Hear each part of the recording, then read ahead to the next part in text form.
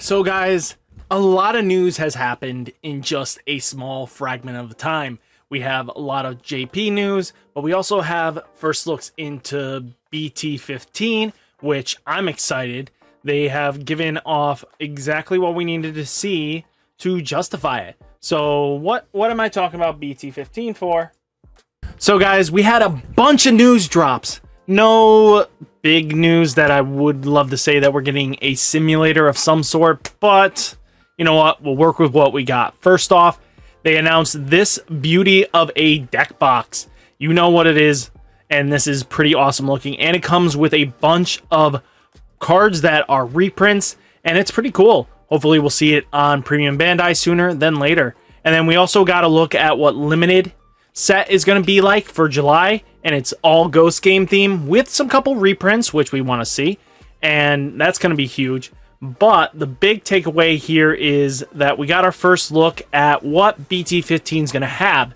So if we take a look here, this is going to be a Garurumon Ace, Garurumon Ace, Mega Kabuterimon Ace, Angoramon Ace, and Myotismon Ace. So the purple's getting a unique ace, which is pretty cool. I think Garurumon might be blue. It might be purple. So there might be two purple aces in this set. But it's pretty cool to see that 5 aces. Crazy. And then we are getting none other than the Dark Masters. So Machinedramon, Puppetmon, Mega Seedramon, and Piedmon are all getting some sort of support. Maybe it might be a unison deck. Might not be. But it's worth taking a look into and hopefully theorizing. And they are giving the rest of the support for the Ghost Game archetype. So expect... Sorry. Digimon... Not Survive. The light novel that came out. So we should be seeing RideMyAvatar support in this, and it'll be pretty cool. And we should get the Pulsemon support as well, which will be really awesome. So keep that in mind. But let's take a look at what cards have been leaked. First off, we have Inkylamon. So this effect is Indominance. So when this Digimon with Digievolution is deleted, play this card without paying its cost. So, as you know, Millenniummon used to have this inheritable, well, this ability on it. Now it is a keyword in Indomitable.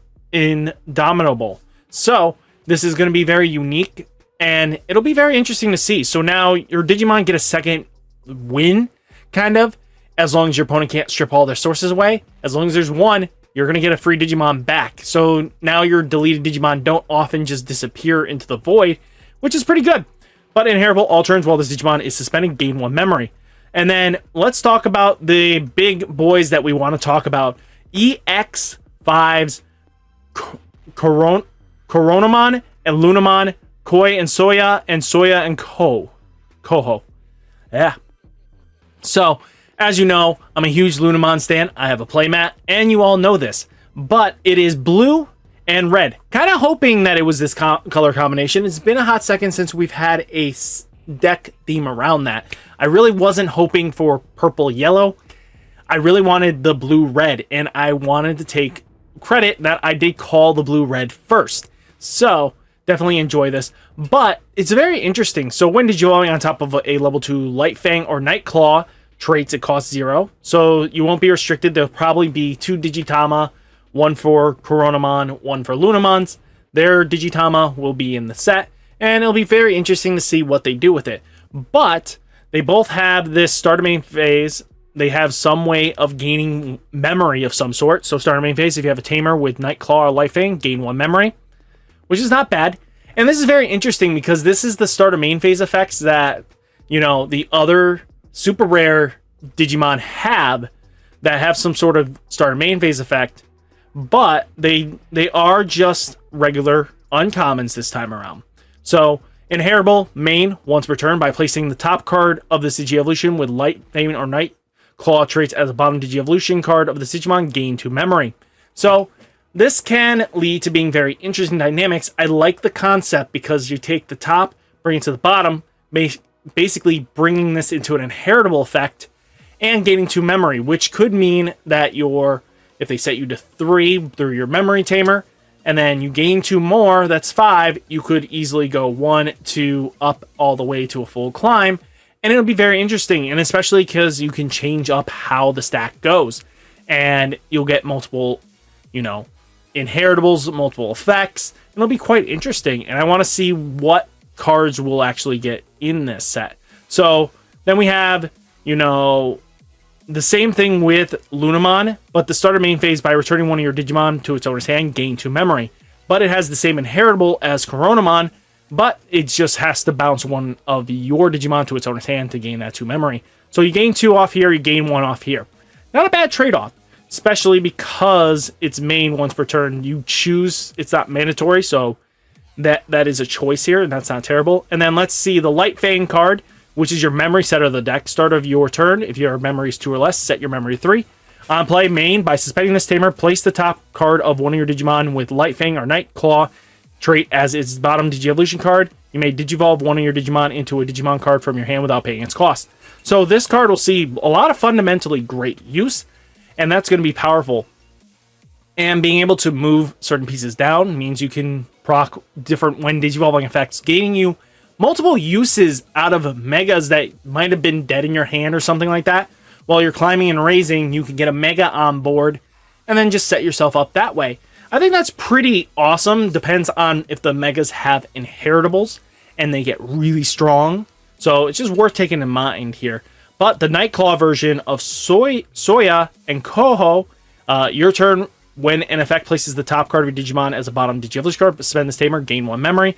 So basically, nidifying any level, basically any mega and up, basically reducing the cost, changing things up. It just gets really interesting. I like how it's like you kind of can manipulate the stack on how you want to be, and it can get really cool, especially depending on if they get an ace or something in the future.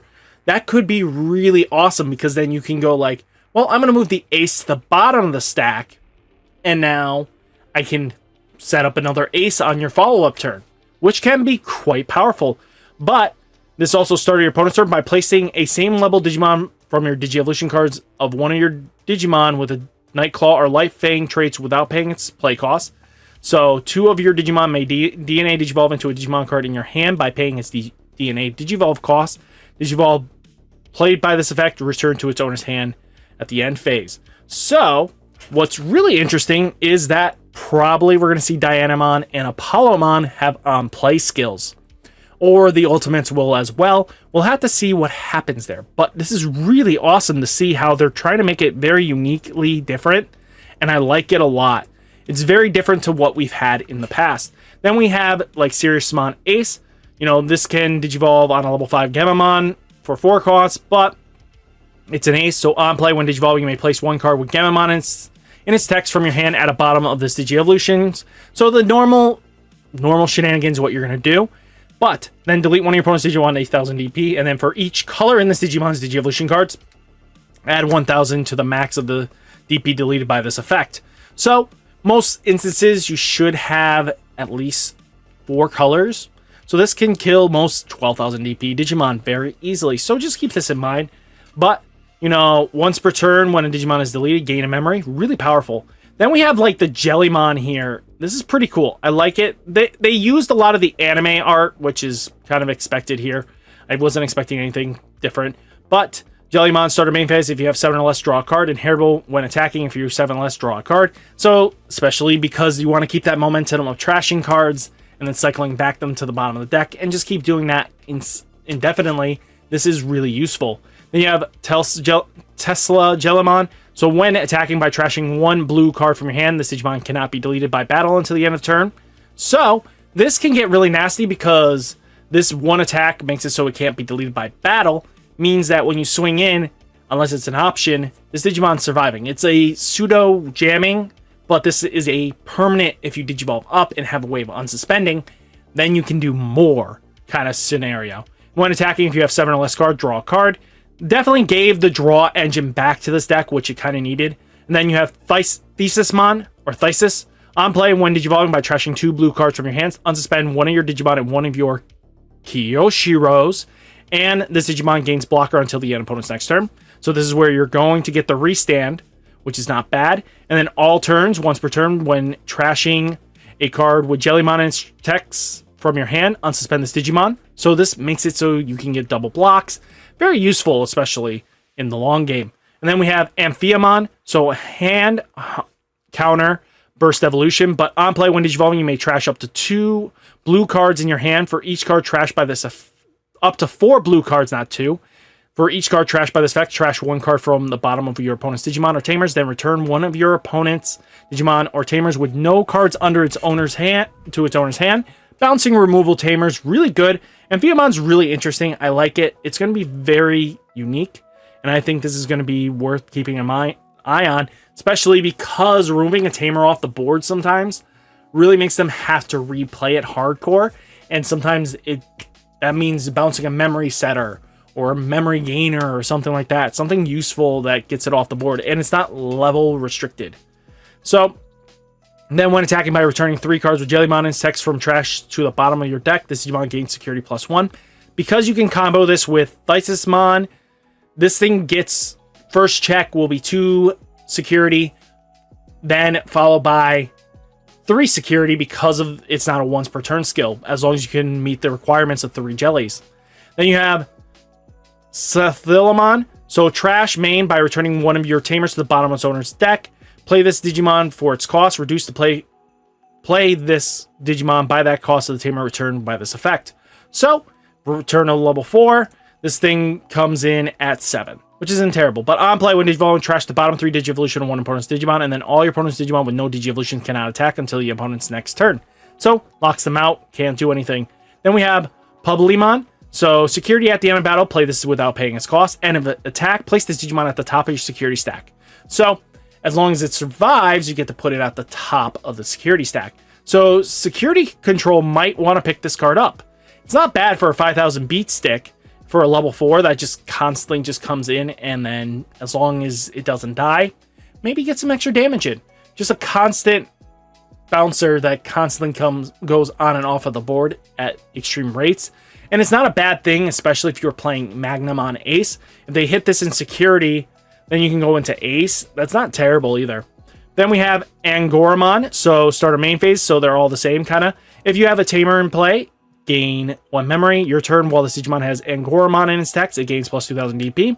Okay, this is going to get nasty. Airdramon. Your turn when a card with Angoramon in its text is played, or when a Digimon would Digivolve into a Digimon with Angoramon in its text, by spending this Digimon, reduce the cost by 2.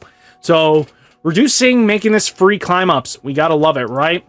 And then your turn when this Digimon becomes suspended, one of your Digimon with Angora gains the attack rush for the turn. So hard play Angoramons now gets really nasty. And then we have Cablemon. So on play, suspend one of your opponent's Tamers until the end of your opponent's next turn. Your opponent's Tamers cannot unsuspend. All turns, this Digimon gains plus 1000 DP for each suspended Digimon in play. Not bad. Kind of gets beefy, don't you think? At least being able to, lock down a Tamer is not terrible. And then on play, when Digivolving, suspend one of your opponent's Digimon. Then if your opponent has no suspended Digimon, one of your Digimon gets blocker until the end of opponent's turn. Inheritable, your turn while this Digimon has Angoramon in his deck, he gets plus 2000 DP. Making Buddy swinging nastier by the looks of it, to be honest with you. And then we have Saber Angoramon. So on play, when Digivolving, suspend one of your opponent's Digimon. Then if your opponent has no suspended Digimon, one of your opponent's Digimon gets blocker until the end of opponent's next turn. And then inheritable, your turn, while this Digimon has Angora in its text, it gets plus 2000 DP. Wow. That's not bad for Saber Angoramon. Not bad at all. Then we have Lamortamon. On play, when Digivolving, suspend one of your opponent's Digimon. Then if your opponent has no... Did I just read this? Oh, nope. It's the same top skill as its Saber Angora. Inheritable, all turns. When a Digimon with Angoramon attack deletes an opponent's Digimon by battle, trash the top card of your opponent's security stack. Crazy. Free security trashing. Nasty. Then we have Dirabimon Ace. So on play, when Digivolving, suspend one of your opponent's Digimon. Then if your opponent has no unsuspended Digimon, you gain 2 memory. When attacking, you may play 1 Digimon with Angoramon in its text from your hand without paying its cost. Return the Digimon played by this effect to your hand at the end of turn. Not bad. So this is where the rush comes in. I see where it's going at. I think it's getting very much unique in its own style, and I like it. Then we have Espimon. So on play, reveal the top 3 cards of your deck. Add 1 card with blocker, or a 1 card with Tamer. Place the rest at the bottom of your deck in any order. Mugen might like you. Inheritable, once returned when attack target is switched, draw a card. Oh, Mugen actually might really like you. So, Mugen might actually play Espiamon, just because of the fact of the opponent's turn redirect. Analog Man plus Machine Dramon means free draws. That's not terrible. That's kind of what you want anyway, is some more draw power, and this is definitely going to help you out for its inheritable. Then you have Ryuda. When attacking, if you have a Tamer, this Digimon digivolves into Ginrymon from your hand without paying its cost. Your turn, while this Digimon has X-Antibody trait, it gains plus 1000 DP. So Ryudamon definitely is probably going to do something more once we get BT15, but just keep this on your radar and other Ryudamons on your radar. Then we have Gamamon, the purple Gamamon. So evil Gamamon. So all turns, once per turn, when one of your Digimon other Digimon is deleted by effect, this Digimon may digivolve into a Digimon with Gamamon in its text from your trash without paying its cost. That's really nasty. So you get a free Digi-Evolution, and that means Gauss Gamamon, anything else that might be nasty Gamamons. So just keep that in mind. Inheritable, on deletion, you may play one hero from your hand without paying its cost. Free hero coming in, not bad. Then you have Regulus Ace. So an ultimate Regulusmon. Cool. On play, when Digivolving, trash one card in your hand. Then you may place one Digimon with Gamamon in its text from trash as this bottom Digi-Evolution card. Okay. And then, all turns, when one of your effects places a Digimon under this Digimon, delete one level 4 or lower Digimon. You may play one level 4 or lower card from your trash without paying its cost. For an ace, I think this is one of the weaker ones. Don't get me wrong, it has some potential. But it doesn't really do anything to interrupt your opponent's turn. You know what I mean? It does basically null and void a attack into a lower Digimon if you wanted to, because then you just trade out that Digimon and you get a new Digimon in play, nullifying the attack because the attack target is gone. So if they're swinging into that lower Digimon and then you go into this, you delete it, then it can nullify the attack. But that's very situational. I don't think Regulus Ace is that good at the moment. Could be wrong, could be biting my words later, but we'll have to see. So it's very interesting. And then Gyukimon. So on play, delete one of your level 4 or lower Digimon. If you did, you may play one Gyukimon token without paying its cost. Digimon 7 play cost level 5. Purple Ultimate Virus. Remember, tokens cannot digivolve. That is part of their thing. So it just makes a wide board for really nothing. We have Bokomon on play. Reveal the top 4 cards of your deck. Add one Gamamon. So cool to see Bokomon just working with Gamamon in its text. Place the rest of the bottom deck. All turns, when a Digimon with Gamamon in its text other than Bokomon would leave the battle area other than by one of your effects, you may delete this Digimon to prevent him leaving play. So, not terrible. I like it. Then we have Quantumon. So this thing is an all-knowing Digimon. This was like the end game. Hey, I'm here. So when Digivolving, place one Digimon at the top of its owner's security stack. Reveal all cards in your opponent's security stack and place one card among them at the top of the security stack and shuffle the rest and return it to the security stack. So basically, then it's self-containing. Start of your opponent's turn. Because this happens before they even draw, you get to declare one category. So Digimon, Tamer, Option, boom. Whatever you put from that security is called.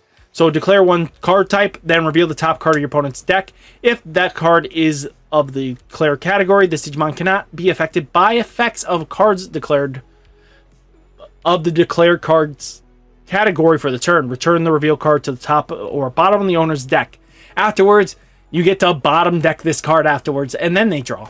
So basically, oh, I put their boss Digimon in. Well, we'll take something good out of there, put it to the top, call it, boom, bottom deck it. You're out of sight, out of mind, don't have to worry about it.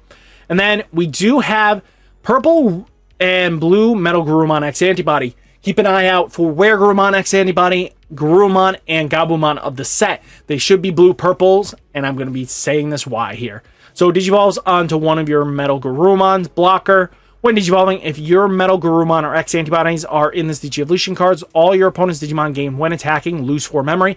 So basically double Ice Wall until the end of opponent's turn, and then when attacking by return one Digimon from your trash to the bottom of your owner's deck. Delete one of your opponent's Digimon with the same level as the return card. Okay, so basically I'm going to trash return one Digimon from your trash to the bottom of your deck. Oh, that level 6? Let's bottom deck it. Bye-bye level 6. Unless they have a protection skill. But that's not bad. For a when attacking skill, that's not terrible. We'll see if where Garurumon X-Antibody gives a restand ability, because this is not once per turn. So as long as you can put multiple cards to the bottom of your deck and unsuspend, you could see a lot of stuff in crazy shenanigans. Right now, the only combination I can see with MetalGarurumon X-Antibody is comboing it with its Dragonic Devastation, that card that basically leads opponents one of your Digimon to unsuspend one of them. For a 1 cost, it's not terrible to restanding, then you get to do this multiple times. Not bad, you can control boards that way. So alternate arts, you get some decent cards here. You get the new Lunamon champion. Then you get the High Commandramon, which is not terrible. I like the alt. Then you have Agunimon from BT12. You have Vidramon from BT11, getting an ulti. Then you get BT12's Geo Gray. Then you get BT10 Sunflowmon, a alternate art, which I don't mind. That's kind of pretty cool to have an alternate art of that. But this is all that came across. I think this is going to be one of the scarier cards. The aces are going to be very interesting to see what happens with them. And the new Inheritable Indomitable is going to be definitely quite scary to see what they can do with it. So guys, what did you think of all the goodies in this set? Let me know down in the comments. Hit that like button, hit that subscribe button, stay safe, stay healthy, and I'll catch you next one. Peace!